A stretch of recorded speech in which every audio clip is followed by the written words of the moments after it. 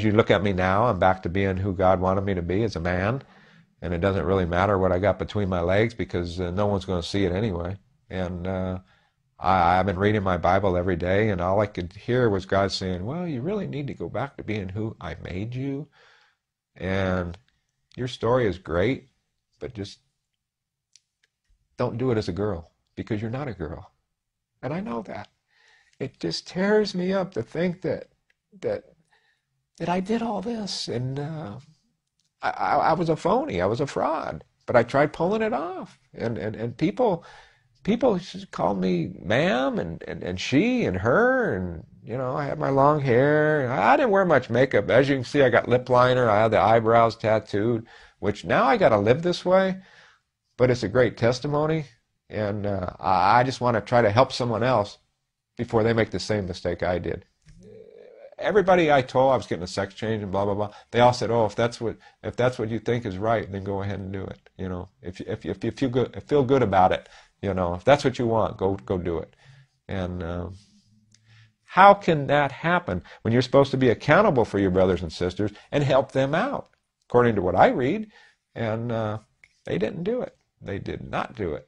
And to this day, they thought I was going to be a disgrace to them. That's why they didn't do anything. They just told me there's the door. I said, okay, But I always thought I needed to be important. And that's another reason, all the tattoos and the piercings, I thought, I'm going to be somebody someday. I want to be famous, But now, I do want to be famous, but I want to be famous for God. And I want to take everybody down the path that needs help. Please listen to this, because without the Lord, you'll have nothing. You'll have nothing. He's the vine and we're the branches, and we can do nothing without him. But the whole thing is why most people will not go to any of these things, because it's all about the embarrassment.